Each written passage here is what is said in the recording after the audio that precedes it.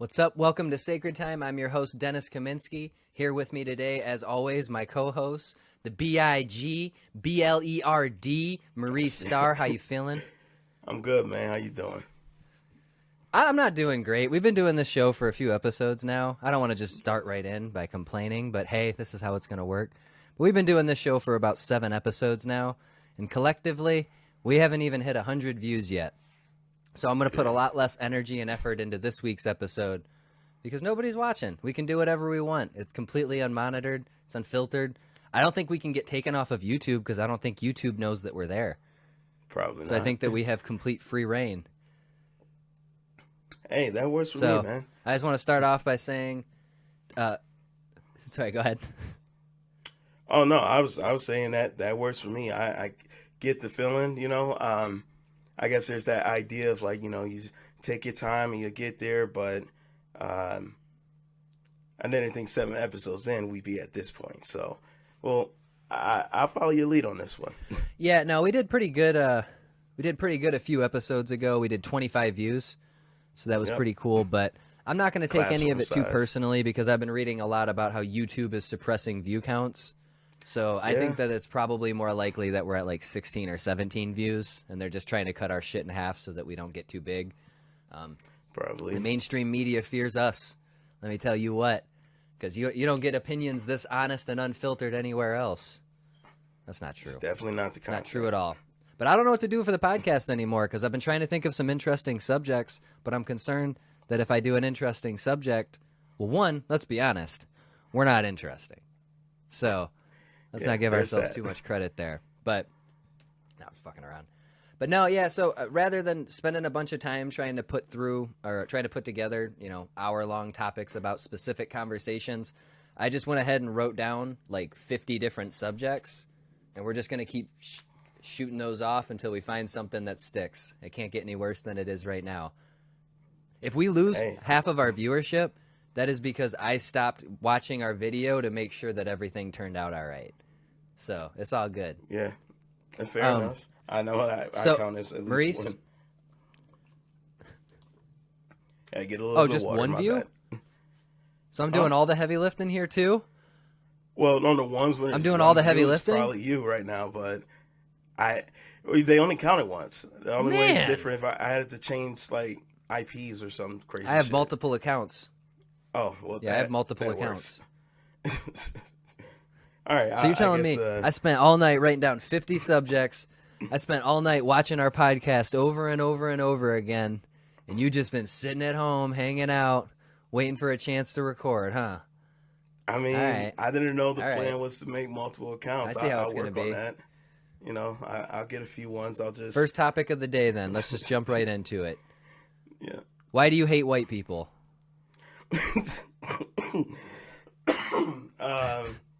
I never said I hated white people. I'm not sure where that one came from. I feel like that's a little bitterness from that first question I had for you a few episodes back on if you ever used the N-word and use me as your getaway card for that. But no, I don't hate white people. I think it's important to note.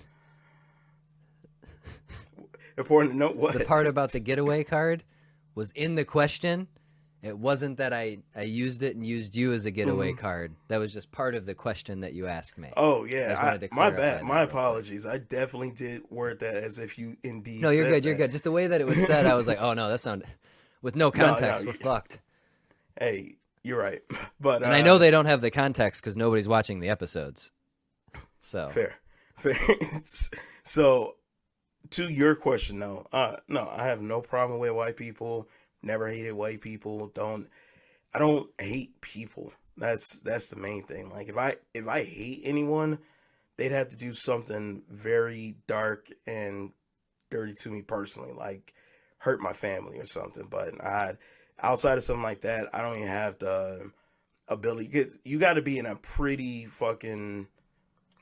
dark place, like a pretty crappy place to have the ability to hate somebody. You can really dislike them, but if you hate them, that's personal. They got a whole hotel rented in your head to just constantly be revolving around your mind that you hate them that much. But, yeah, and I just hate the way they dress. Oh, you don't like how white people dress? Yeah, why? Why that? I don't know what kind of clothes white people wear. Otherwise, I would continue to I elaborate mean, on in that. comparison, I like your Iron Maiden shirt a lot better than this stripy blue workout shirt that it looks sweaty, but it's not. It's just, I think that's oil for my hair. So, yeah, you know what I'm Oh, saying? come on, man. All right, let's I mean, transition I into the got, next okay. topic then. What are your thoughts on LeBron James? um, Great basketball player, arguably one of the best. There's a lot of guys that I, I'll say this. He is somebody that growing up, I did not care for at all. Yeah, Um, me either. I grew up in Detroit, or near Detroit, I guess I should say. So I grew up a Pistons fan. So watching him play yeah, made me unhappy, and especially when he I played well. also, That was well, frustrating. because it was usually against us, and it was Yeah, I usually know. in pretty key moments. So, Yeah, it was a rough that game. that being said, no, I mean, I don't know. There was maybe it was because like as a kid, it was a lot easier to just buy into a lot of the media around the time that oh he's a crybaby. He's always whining about this and that. The Miami thing was terrible. I've grown to very much appreciate his playing ability and what he's done in the league up to this point. Of recent stuff with like that playing tournament thing. Oh yeah, him That complaining sounds a about little it. bit crying a Yeah, bit, but you know, besides that, I mean, hey, he's doing his thing. I got to give him mad respect. cool. So to summarize your opinion, he's kind of a crybaby, but he's cool. He's good at basketball. Yeah, no, I mean, Yeah, with LeBron James, it's a tough one because he's yeah, in a different conversation than other athletes, right? Like he's going to have certain quotes and stuff that are picked apart in a way that other athletes don't have to deal with. But with that being said, from a strictly sports standpoint, because I don't really care to talk about the more political side of LeBron James because it's an irrelevant conversation to me.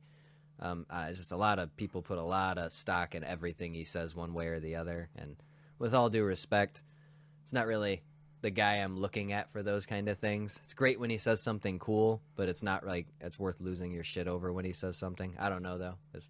I guess to each their no, own. you're right. But It's from yeah, a strictly basketball standpoint, I don't fuck with the guy. Not at all. Going from Cleveland to Miami is a hard one to recover from. Do you know what I mean? Because at yeah, the end of the day, it's nothing against the super team thing. The players market has been great for like the individual players, of course, but that is very clearly the moment that kind of killed like the traditional basketball fan ideology. Like the yes, biggest issue that I have with the NBA is the divisional rivalries mean absolutely nothing anymore because the only games that really matter are the games with like a certain 8 teams that the bottom 3 or 4 teams rotate out and out every year. It's really hard to watch sometimes just because like if you're a really big fan of a team and you get committed 2 years later, half of your players left and went somewhere else. It's good for the players. They don't have to live in one city forever that they didn't choose just because they got drafted there. But I will say, just from like a consumer standpoint, it's a lot harder to be a fan of a team when you don't even know if that team's going to be that team in 2 years. You know what I mean? Like, could you imagine if you were a Lakers fan, right? The best thing that ever happened to me was there's like a 3-4 year period where Lakers fans had to be like every other fan in the NBA. They were trying to rebuild through the draft. It wasn't working successfully. The team was underperforming, even though they had a lot of incredibly potentially gifted players. They had D'Angelo Russell, Lonzo Ball, Kyle Kuzma, Brandon Ingram, all those dudes. And a lot of those guys have turned out to be incredibly good basketball players in other situations, but they weren't able to get it fully together in Los Angeles. And it was nice to watch them be normal for a minute.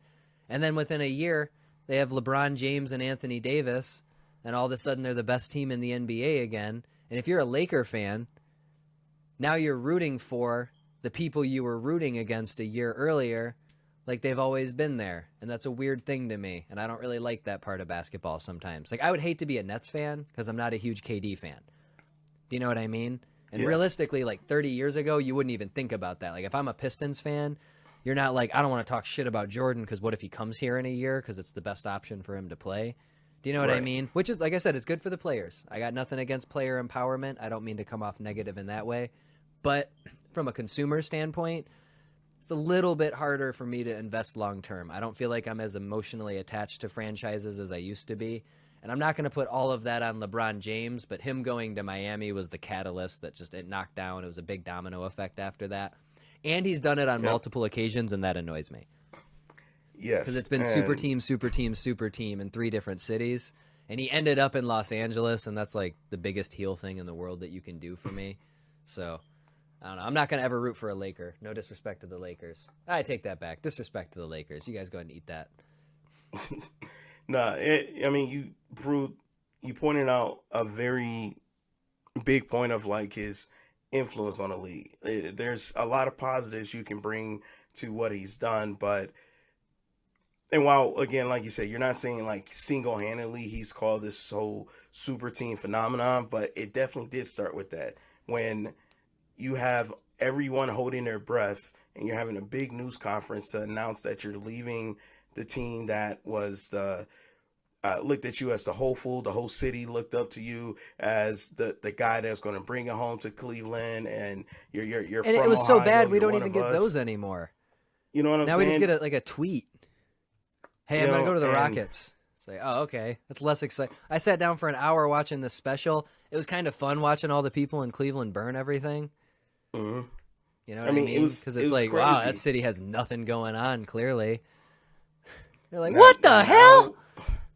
Because people in And Cleveland don't got now enough it's money to like, be burning expensive jerseys like that either. So you know that shit I really mean, bothered them. Exactly, but it's like I said, the chances of you seeing something like that happen, like the only way I can see something like that happen is if a team moves cities.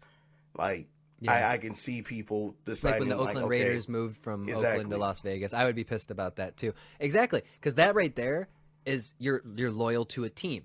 You're connected. Yes. You have an emotional relationship with the franchise, and that entire franchise is now gone. You know what I mean? The Raiders And don't feel like the Raiders now exactly. that they're Vegas They completely Raiders. changed them, but they still try to keep the history with the logo and stuff. I kind of wish they would have rebranded. Yeah, it's the unfortunate part that there's a purity to sports that is forever going to be eaten at by the fact that there's the business end of it. It's I think the word for it is entropy, which is essentially just it's like the layman way of explaining it is something's going to continue to decompose to a certain lower state of it of less than what it actually was essentially. So again, you have this purity of sport, but as the business part of it grows, that purity is just going to continue to shrink and shrink and shrink to where you barely are going to see it. Entropy. That's kind of why that play-in tournament thing, I like it more because it adds this competitiveness to it. Like I agree I completely. wish, I'm a very big fan of that concept. I think that's the most interesting addition they've made to the league in a few years. you know Is what I'm entropy saying? spelled with an I? No, E. Oh boy, I'm in the wrong part of the dictionary. Close. No, ENTROPY, I think. Well, I can find it myself. I know that part. I just needed to know the first letter. Hey, Oh. But no, I agree. I to think be the play-in fair- thing was nice though because, we're piggybacking off this whole LeBron James conversation. He's only complaining about it because he's potentially going to have to play into that. But to me, that's a fantastic idea because the worst part about the NBA specifically is there's only like 4 teams that actually have a chance to win a championship. And it feels like every other team is probably best off hoping for a hell of a run at the end of a season or realistically tank and get the best dude in the draft the next year. And I Yep. think that if I remember correctly, the rules are the 7 and 8 seed play each other, and the team that wins automatically gets the 7 seed, and then the loser plays against the winner of a matchup between the 9 and 10 seed, Yep. and then the 9 and 10 seed, both of them have to win 2 games, and the 7 and 8 seed only have to win 1 game. But there's only 12 teams total in a conference. So that means unless you're legitimately the barrel, like the bottom of the barrel in the conference, you have zero Yep. reason to give up. You have zero reason to trade your players away to better teams at the deadline because you still have a chance to potentially get in. And let's be honest, I understand people in the 8 seed might be pissed off if they end up getting bounced at the end of the season. But let's be completely honest, if you can't beat the 9 and 10 seed, there's a really good chance that you have zero chance to knock out the 1 seed who has home court advantage in a 7-game series. So I think it adds a little bit of excitement, keeps teams in it till the very end. I like when they add rules that do that. I like when they add rules that refuse teams the opportunity to do bullshit things like tanking. Yeah, So stop and looking for entropy. So go ahead and talk while I find this. No problem. It adds more worth to the regular season games too, because now it's not as easy as, hey, we're in it, we're headed on a good path. Let's rest our guys a couple games, and if we fall behind, we'll get back up and we'll for sure get to these playoffs. Because depending on where you're at on that chart, you can't rest on any games like that, because a game may make the difference between, oh, you're a 6 seed and now you don't have to worry about playing these 2 extra games or 1 extra game, or, oh, you're a 7 seed now you have to play just to keep that spot. Yeah. And it would, in the perfect world, you reduce the regular season game total a bit to where now they really matter, because instead of, oh, we got 72 or 82 games to get to this point, now it's, hey, you maybe have, not saying this is like the best number, but let's say you have 50 games. Though every game matters so much more. That's why you go to football, that regular season, it matters so much more, because you only have these 16 weeks to get to where you got to get, and not even 16 at that point. I mean, you really kind of got it decided closer to 14, 15 sometimes, but in some cases that last game's going to be the one that gets you there. That's been extended. That's a whole nother story, but it's just the I like the play-in tournament idea, and yeah, this is definitely one of those cases where the only reason that it's looked to be bad or not good is because it's affecting this Some particular teams have player. to play. Yeah, exactly. You know, the people complaining about it right now, I'm pretty sure Mark Cuban, and I think that the Mavericks are the 7 seed, so shocking. Mark Cuban, LeBron Luka James suddenly has a lot to say about it when his team dropped from 1st to 6th, because now all of a sudden he's on the verge of playing in one of those games. And something like a team like the Lakers, obviously that's the worst case scenario because it's 2 games. But man, I think the 10 seed right now is the Warriors, right? Yeah. So the idea of a team like Golden State or Portland, or, you know, a team that maybe usually isn't considered to be a favorite, although, you know, I know Golden State. The Wizards. Yeah, the Wizards, you know what I mean? But the way what Westbrook's been playing lately, like, they're in a position where they if he gets hot, into the... If he gets hot, suddenly they're in the playoffs, right? If Steph goes off for 2 games in a row, all of a sudden they're in the playoffs, right? And they're still not going to beat the 1 seed, realistically. So at the end of the day, it's not like all of a sudden the worst teams are going to win the championship. But real quick, what was your definition of the word entropy again, real quick? It's like a descent, like a decomposition of a system into like chaos, essentially. Okay, like it's yep. So it says here. I think like the scientific something to do with like thermodynamics, but I'm not a scientist. The definition according to this Webster's dictionary, which volume is this dictionary? Because I don't want it to be dated. It's probably dated. I bought this. It's probably dated. It's not computer, so it's probably dated. Yeah, well, that means I trust it more because it can't be tampered with. Entropy. It is a noun, and it is a measure of the unavailable energy in a thermodynamic system, or the ultimate result of degradation of matter and energy in the universe. So that was a very good word that you pulled out of your ass there, Maurice. Good job. Hey, I heard it once I understood the concept of it. Like, it's used and it is used in describing like okay, well, hold like on. I've heard dude. it You're used not to a describe on like a marketplace. No.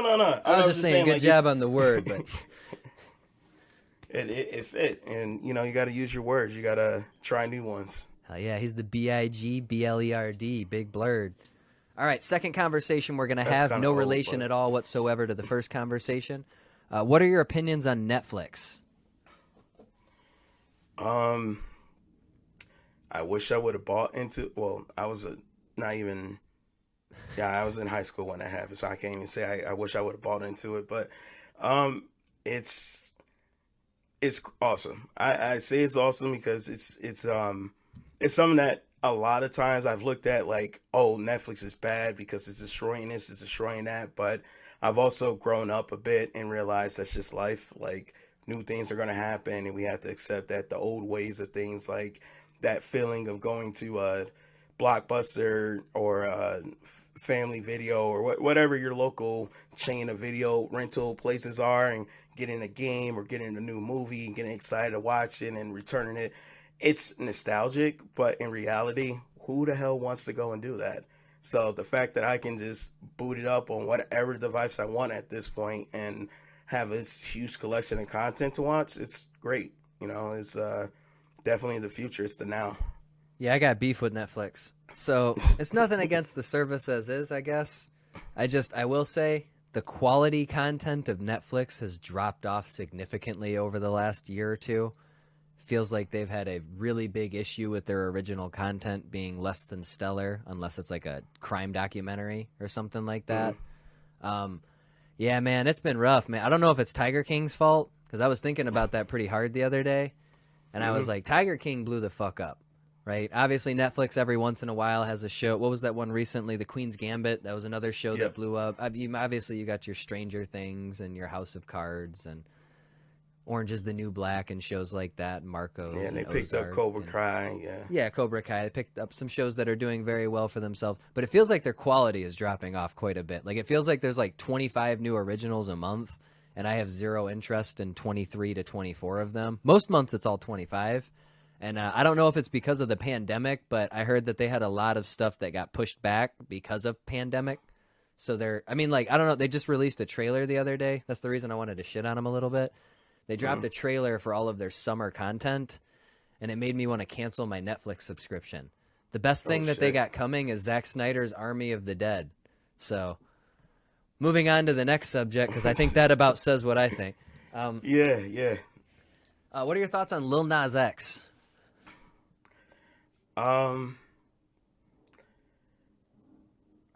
People gotta calm down when it comes to like artists that are very expression, or what am I trying to say?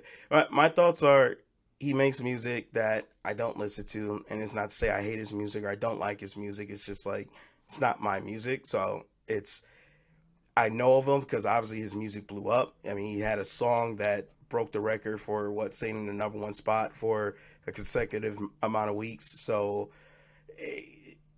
he's doing his thing and he's expressing himself for who he is, and that's great. The controversy that came up with this new song he came out with, and the shoes he had, and the satanic imagery and all that. My thing is, I knew nothing of it until everybody started complaining about it. And it's because, again, nothing against him and his music, but it's not the stuff I listen to. So when I see people get so like outraged and they're like, oh, he's got to get canceled, we got to get rid of this guy. And I'm like, well, not even like a year ago, you were like, oh, he's great. He's openly gay. We should celebrate him. He's an openly gay rapper that, intertwined country into it too, because that was the thing, right? He was like number one on country billboards too.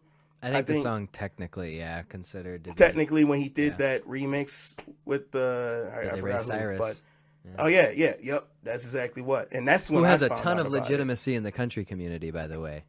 You know what I'm saying? That's when I found out. That's the weird thing. I don't even listen to country like that, but when he did, it was a little remix, satirical. He's the achy breaky heart guy. He's kind of like the Vanilla Ice of the country world. Well, like I said, I don't listen to country like that, but he seems like a nice guy. I'm not trying to knock him or anything like that. I think he's got a good reputation because he seems like he's an all right dude. But I think having an incredibly famous daughter helps too, obviously. But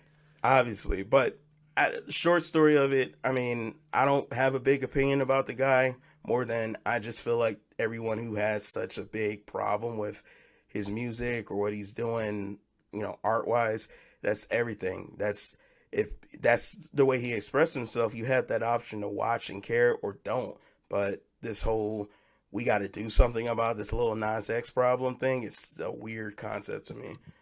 Yeah, I don't really have any opinions about the gentleman besides it's way too early in your career to only be known for controversy.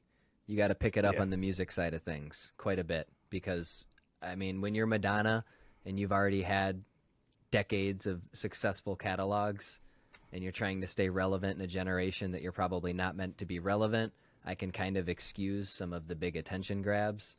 Lil Nas X, don't want to be a one-hit wonder. I understand that. I know the guy is not a one-hit wonder, but at the same time, it feels like this. What was the video called? Modelo or something like that. The one where he's twerking on the devil and all that kind of stuff. Yeah, that was something like Montero. I don't know. Yeah, something like that. Yeah, man. Nobody was talking about the song. They were all talking about the controversy in the music video. And again, it's way too early in your career for that to be the case. Look at Billie Eilish. Just that's a good example. Obviously, there's a ton of talk around her name and the controversy and all that other good shit. A lot of times it's completely blown out of proportion, just like it was with Lil Nas X. But the one thing people will usually follow up with on Billie Eilish is, I like her music, you know what I mean? And then they'll say, but I don't like that she put a little bit of skin on the internet or whatever dumb thing they're complaining about that week.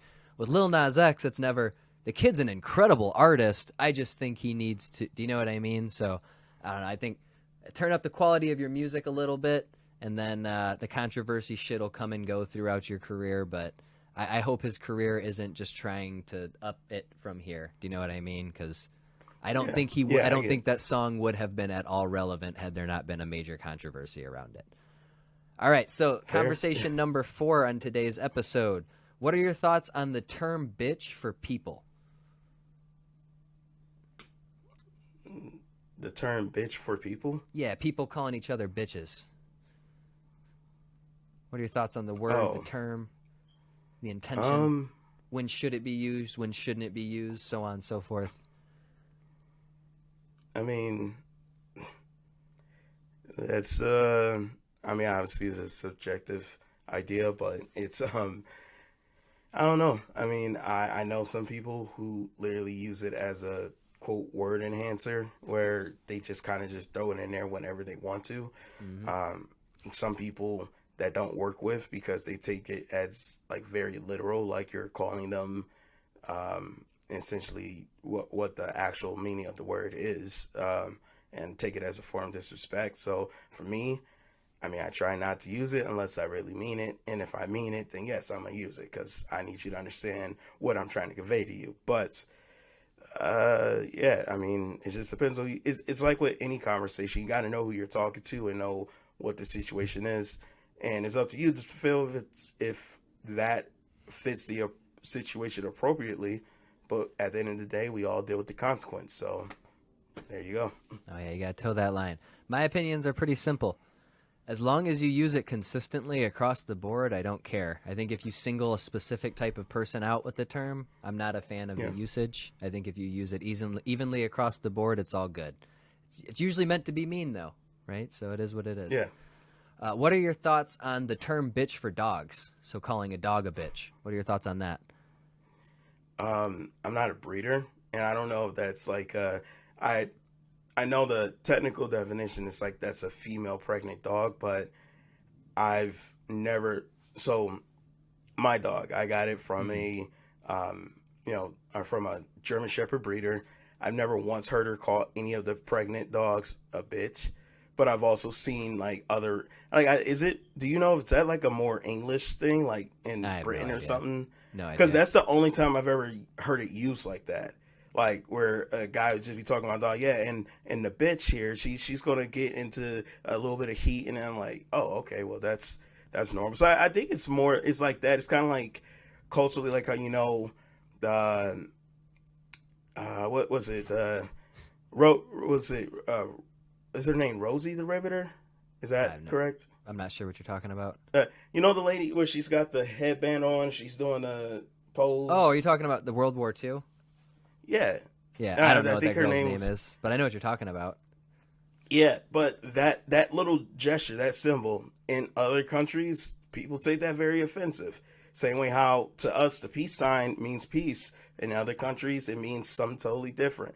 So I think in the same way with that, it's like, depending on where you are, it might mean something different, but it's also being said towards the dogs is a little bit different. So you have no feelings towards people calling bitches dogs? I mean, calling dogs bitches. I apologize. I was about to say, because at that point, bitches. I'm like, I don't know, because what bitches we talking about. But anyway, the dogs. No, I don't have no problem with it as long as it's like I say, if you're using it appropriately, you just call a dog a bitch. I'm on the opposite end. Like I disagree. I think people use it as a mean turn towards people, so they shouldn't call dogs that, because dogs didn't do anything to deserve that kind of hostility. Hey, I get it too. It's just like I said, I think it's a little bit of where you are, because if they're calling a person that as a way to try No. The question is, what is your thoughts on the term bitch for dogs? I know. We already and covered your thoughts on the term bitch for people. It's a little bit of both. They fall into each other, but yeah. Uh-oh. Don't get them twisted. All right, question number... Oh, you're going to like this one. What are your thoughts on anime? Or I'm sorry, my bad. I didn't finish reading it. I fucked up. What are your thoughts on the show Animaniacs? Nice. It's I really liked it as a kid. I tried watching the new one. I mean, I didn't try. I watched the new version of it, and it's cool, but it's also like not the original. It's one of those things where it's a perfect example that you can't always just rehash an idea and update it, and it's supposed to work. I got it, and then they tried. There's a lot of clever satire, but also not very clever satire. It wasn't South Park. That's for sure. I understand. Yeah, no, I saw them make a joke about Beyonce in the trailer, and it was like, that's what they should do. They're the Animaniacs, and they've always been just pop culture riffs and incredible writing. I will say the writing on that show is insanely sharp. And on top of that, the people who write the songs do an incredible job, because they fit in like 3 songs an episode, and I'm pretty impressed with their abilities. With that being said, as soon as I heard a Beyonce joke, I was like, oh, yeah, this doesn't belong in 2021. This is weird. I don't want to see these characters talking about Beyonce. Like, it's nothing against the characters or Beyonce, but it doesn't really work for me, dog. All right, question number 7. What are your thoughts on Grand Theft Auto San Andreas? A classic. That was... Grand Theft Auto 3 was the first Grand Theft Auto game I've, actually played. San Andreas was the first one I completed, and has been like one of the few games that I've gone back to and replayed before. It's like I said, it's a classic, from the soundtrack to the whole vibe of it all. Like, that's San Andreas is the reason why we have a Grand Theft Auto 5, but it's also the reason why we have a Saints Row. It's the reason why we have I'm blanking on the name. It's blanking on it because it's an Xbox exclusive, and I don't play Xbox that much. Oh, shots fired. I mean, hey, I'm blanking on the name because the name don't mean shit.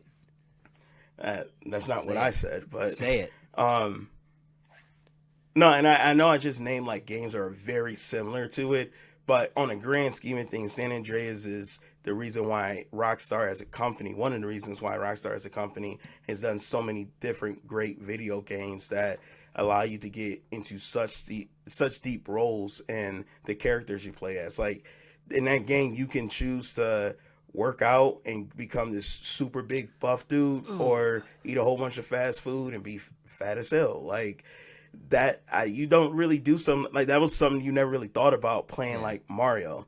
Like, I'll eat a mushroom and get taller, but you know what I'm saying? It wasn't a dynamic feature that you like, oh, there's benefits to both, let me play with it a little bit, right? So it's great. I love it. That's basically what I got to say about it. Yeah, I like GTA too, but I gotta say, Rockstar, man, you guys are slacking on Bully too, man. I like GTA. That's always been a rumor. We don't need another GTA game. Make Bully 2. I know it's not appropriate for the times. Have fun marketing a game called Bully in 2021. But at the same time, I'll beat the shit out of some high school kids. Question number 8. What are your thoughts on Simon and Garfunkel, the folk group from the 70s? Simon and Garfunkel. I like some of their music. Paul Simon and Art Garfunkel. Sorry. Huh? I had all that planned in the question. I wrote that out. Okay. No, I listen to some of the music. I haven't listened to them like super deep to have like a big opinion about them, but I like the songs that I've heard. Yep. Cecilia. That's all I got to say about that. All right, Maurice, what are your thoughts on billionaires?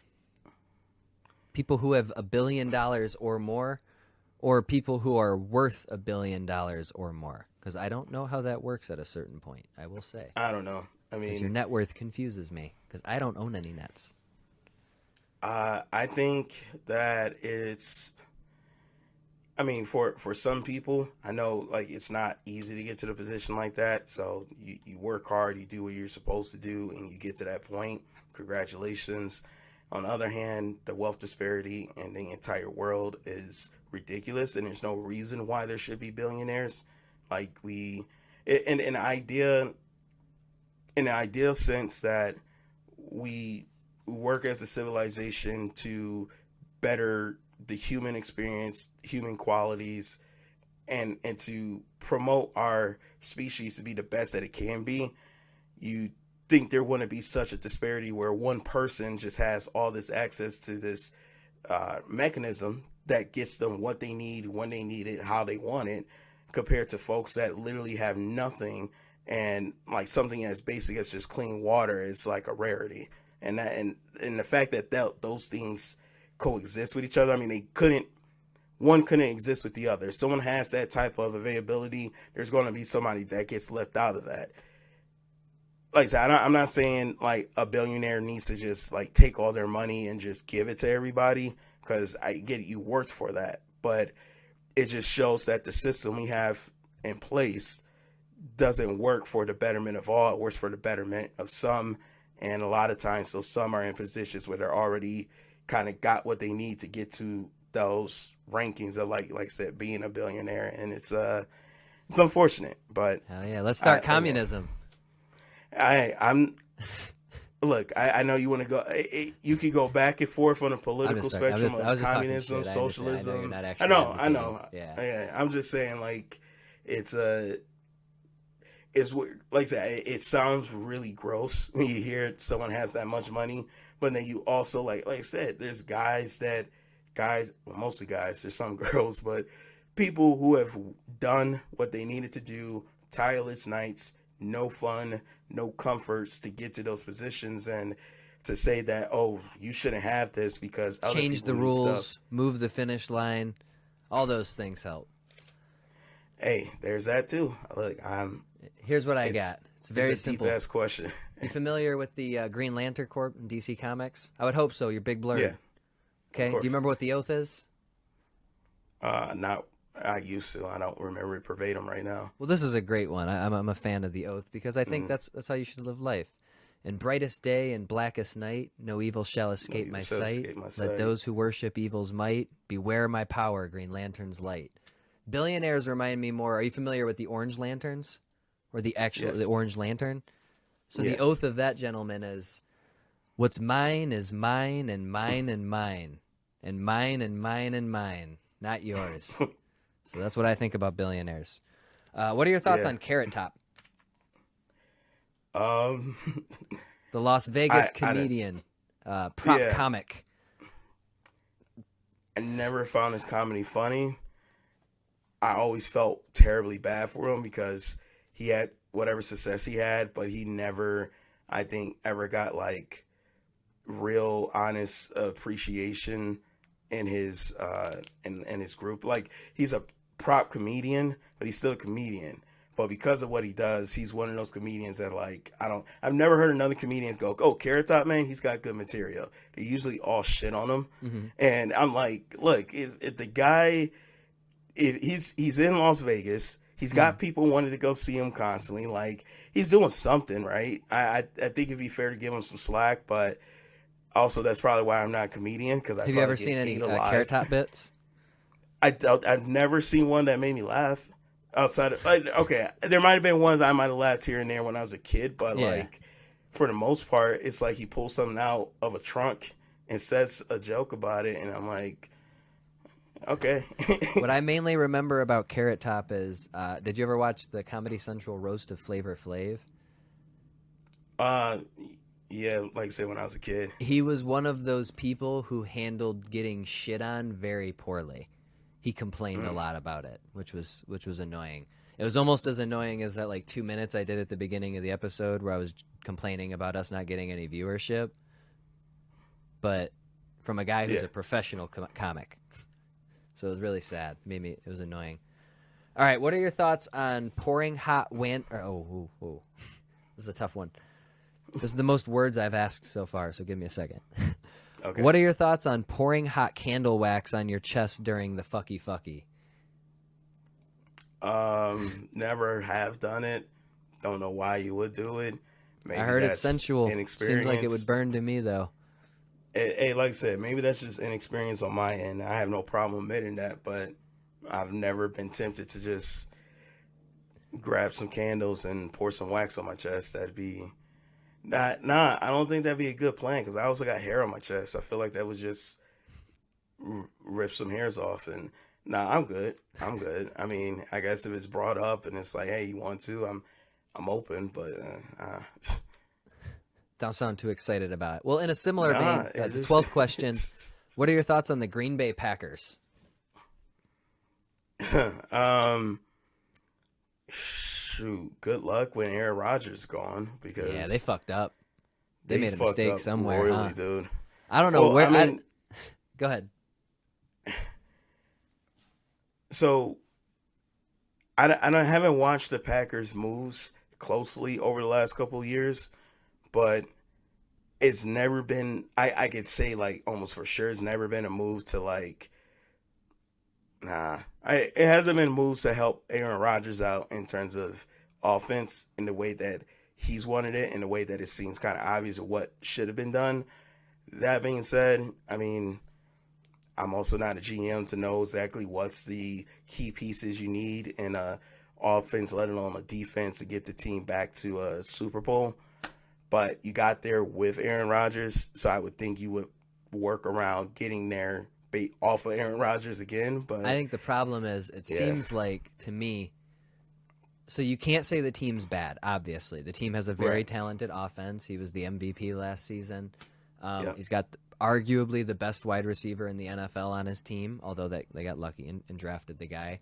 The problem is they're very rarely willing to go after a player in free agency that would have any kind of significant value to the offense. They don't really draft anything to help Rodgers. They don't give him too many weapons. But I think the bigger issue is it seems like they've kind of just taken him for granted more than anything. Like, I think if nothing else, seeing everything that's happened over the last few years with Tom Brady and the New England Patriots, everybody assumed that was a marriage that was going to last forever. Everybody assumed that we were in the middle of a dynasty that's going to last another 20 years. And then all of a sudden you find out for the last 5 years they've been arguing about whether or not Tom Brady should even be the guy at the helm anyways. And there's similar issues over there in New England. There was a lot of times where you looked at those teams and you went, they're putting a lot into that defense. They're putting a lot into that run game, but they're not really giving Tom Brady anybody to sling the ball to. And I think in Aaron Rodgers' position, they haven't really renewed the guy's contract. They've been non-committal to that subject. Last year, it's not even the fact that they drafted a quarterback in the first round, because I can understand that.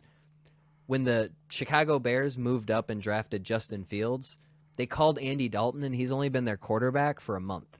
He's never even started a game for the Chicago Bears, and they were still like, hey, we know you think you're the starting quarterback, so we're going to go ahead and give you a heads up. We're going to draft this guy right now just so it's not being dropped on you out of nowhere. They didn't give Aaron Rodgers any heads up, and he's been the franchise quarterback there for over a decade. He's won the team a Super Bowl. He had arguably the best season in his career last year in response to that. And now all of a sudden it's like, hey, are you guys going to re-sign Aaron Rodgers? We don't got time for questions like that. It's like, why is that such a hard yes? Like, you just say yes. That's the answer. Who are you going to get that's better than Aaron Rodgers right now? Are you guys going to go all in on Jordan Love? So I think it's been disrespectful towards the gentleman. I don't even think it's just quite as simple as they haven't drafted receivers or whatever the case is, because, you know, Aaron Rodgers seems like a guy who's going to make the most out of the situation he's in. But when you sit back and you watch Tom Brady since going to Tampa Bay, so when he gets there, they already have Chris Godwin and Mike Evans, which is a scary 1-2 punch, right? The season before with Jameis, those dudes both had incredible numbers. Well, then they go off and add Rob Gronkowski, who is Tom Brady's favorite person in the world to throw the ball to. So they're already specifically catering the offense to the guy at quarterback, even though the season before, the quarterback threw for over 5,000 yards. Granted, he threw for 30 interceptions, but that's neither here nor there in this conversation. So the offense was clearly humming already, right? Like, one thing you can't say about Tampa Bay was they had a bad offense, but when Brady got there, they were willing to rotate shit to make it work specifically for him. Then they bring in Antonio Brown, who's a guy that obviously Tom Brady was ecstatic to be playing with when he was in New England. He let Antonio Brown come live with him. He went out of his way to make sure that the gentleman was all well taken care of. And now we're in a position where Aaron Rodgers is watching a quarterback who's older than him, who's been able to succeed far more than him, go to a brand new city with a coach he's never played for before, and the guy's just giving him everything he wants. They're moving around all the cap to make sure that they can re-sign everybody. And when they ask the GM whether or not Rodgers is going to be the quarterback next year, he gives an answer that's kind of like, how the hell am I supposed to know? So at the end of the day, it sounds like Green Bay has terribly mismanaged and took for granted Mr. Aaron Rodgers. I think Rodgers is best served going somewhere else. Sounds like Vegas is probably going to be the best spot for him. You know, Gruden will do everything in the world to make that guy happy. And unfortunately, he'll keep John Gruden around as a football coach for a few more years. So I guess, hey, it is what somebody, it is. Excuse me. Somebody you didn't mention, that was actually right before Antonio Brown. Not right before, but a little bit before. It was also Leonard Fournette. They picked him up in the offseason too to just bolster the roster and make it so it wasn't something that we have to just rely on the pass so much. That being said, the point you made about just how non-committal they are to Aaron Rodgers, like I've heard, when I first heard that he was, the rumor was he was saying he wasn't coming back unless they fired the GM. I was thinking to myself, like, damn, that's kind of like, that's a pretty big deal. Like, you're saying you're not going to play for the team unless they get rid of a particular guy. And anytime you've seen it before, it was always personnel, so I assume that was the case this way. But like I said, the point you made is, it's right there. It's not like it's a secret that when it comes to his opinions, when it came to the things that he's looking at with the team, he's saying, hey, you know, I'm clearly your guy. I'm the guy. That's not something you got to go around the league and ask and see what other people think about me. Everybody knows Aaron Rodgers is that guy, but you're not really doing much to improve on that or to build around that, which is odd. So, yeah, that's like interesting. I've seen some comparisons between his situation and the Deshaun Watson situation. And I don't think that that's a fair comparison to make, because it's not any disrespect to Deshaun Watson. He's in the upper tier of quarterbacks, but there's only 3 or 4 guys in the league who have done it. Do you know what I mean? It's Russell Wilson, Tom Brady, Patrick Mahomes, and Aaron Rodgers. Those 4 guys have done it. They've been there. They've won a Super Bowl. They've played at a consistent level basically their entire career. And Watson, I know he's put up great numbers for a long time, but I don't even know if they've ever been in an AFC championship game. Do you know what I mean? And that makes a difference. It does. It makes a huge difference that he hasn't brought home a championship for his franchise yet. I mean, they're still fucking him around. Like, by no means am I justifying all of the weird decisions that the Houston Texans are making. But this Rodgers situation is a very unique one in that the only thing you can really compare it to is this issue that Wilson had with the Seahawks over the offseason, or a season ago, Tom Brady's issues with the New England Patriots, you know? But moving on from that, here's one that I don't know if you have any opinions on, and I don't know why I thought of this one. But subject number 13 for today's episode, we're going through a lot. I got 50, so we got a few episodes of this, it looks like. Yep. Kurt Angle versus Samoa Joe in Impact Wrestling.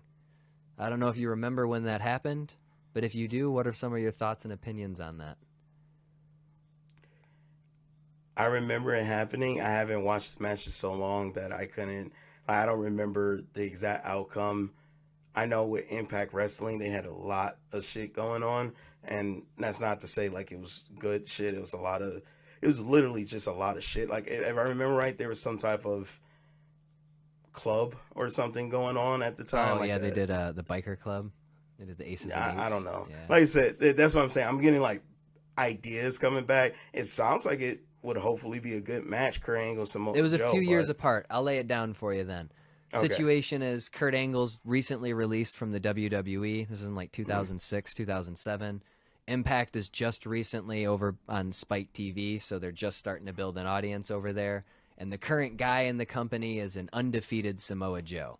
They've been committed to him coming in and just running through people.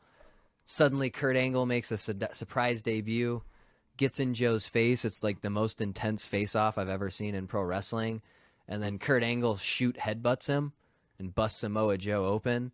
And it turns into a big brawl, and the intensity is incredible. And they knocked it out of the park. I believe it was the highest buy rate that they ever had for pay-per-views.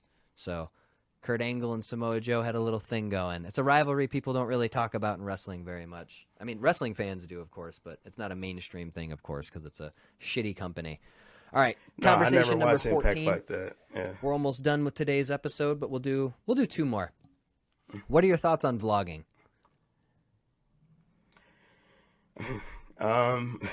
It depends on the individual, because sometimes vlogging can come off very pretentious. And I think that's only because sometimes it's like the people themselves are like, there's certain shit that like, I don't need you to vlog about what you do throughout your day. That's a little bit weird to think that anybody would care that much to say, oh, what's a day in your life looks like. To a certain extent, like if you do like let's say it's I don't know, a boxer, for instance, and he's like, hey, this is what like a day for me working out, like I'm getting ready for a fight looks like. I'd be interested in that, because you always hear and you know that there's this big commitment they have to make to eating right, to getting up early, working out. What is, what am I saying? Like, going on a run, it's like a run for most people is like a jog. For boxers, it's a mixture of running, it's sprinting, it's shadow boxing, it's a lot of different things. And depending on the boxer, you'll see a lot of different ways they go about it. So I find that to be interesting, but just, I'm going to go get a coffee today, and I got this bagel. I used to get sesame seed bagels, but they didn't have that, so I got the everything bagel. I don't give a shit about that shit. Like, that's, like I said, it's weird. It's like, you're making your life a TV show, but it's not produced or made in a way that it's entertaining to anybody unless you have that personality. But like I said, most of those people in that case don't, and they just talk. I don't know. I don't. So the thumbnail that you want me to it. put for this clip is Maurice thinks that vloggers are pretentious, but boxing vloggers are inspirational. I mean, I never even said that. That was my dark twist on that. I'm producing this episode dirty. Listen, we ain't getting no that's clicks. Fine. Look, I got to create the clicks. Want to say it. We need to create controversy. Vloggers are pretentious. The idea that you're going to videotaping, usually because of the day and age, you got it's like in a selfie pattern to say, all right, here, I'm getting in my car. Yeah, we're going to go here. I'm going to go buy this thing at the store. And then when we get back, I'll show you. It's like, for the viewers of that, like what is the benefit of seeing that? Like I said, like with the boxing thing, if you're a boxing fan or you're just a fan of athleticism, of sports, that's a cool insight on what it looks like on a professional level. But to that point, like, again, if you're going to do a vlog series about like editing, I got one for you. A video or something. What if you're a boxer who doesn't live that kind of normal life and you just want to see what a normal person's day to day is like? Or if you're like a billionaire and you're like, what do poor people do? I think there's a place for the content. I think you're trying to find a negative spin on it. I thought I was going to be the one going harder on vlogging. I'm sure. I was about to say, I'm just sitting here like, if you're gonna look back, because I'm sorry, you're a billionaire and you're like, I want to see what poor people look like.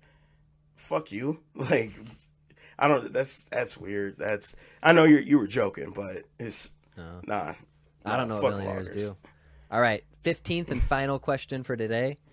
I'm going to go ahead and start calling this segment, What Do You Think About? Or something like that, because that's kind of how I'm starting all. Or what are your thoughts on? That's what I'm saying. What are your thoughts on? There you go. Somebody put that on the screen. Can you do that? Do you know how to do that? I don't do any of the editing of the videos, so. Okay, so if you're sitting at home watching this video right now, we don't have the capabilities, but at the beginning of every question when I ask Maurice, what are your thoughts on? I want you to imagine something cool popping up on the screen that like says it along with me saying it, and sing it like a catchphrase for a character at home with me, because then it makes it more fun. So you guys ready? Yeah, it's like what's that show? Whose line is it anyways? Show. Yeah. No, not that one. Damn it, that ruined it. Now I'm like Wayne Brady. All right, 15th and final question. Take it how you will. Quickly, one word answer. Who is the GOAT?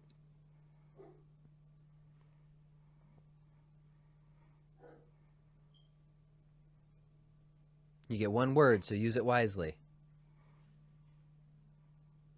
Or I'm sorry, one answer, I should say, because one word's fair. All right, actually, no, one word. You got to use just one part of their name. Make sure it's a part that we'll recognize. So don't just say Michael, because then we won't know which one you're talking about. Tyson, Jackson, Jordan, or Game 6?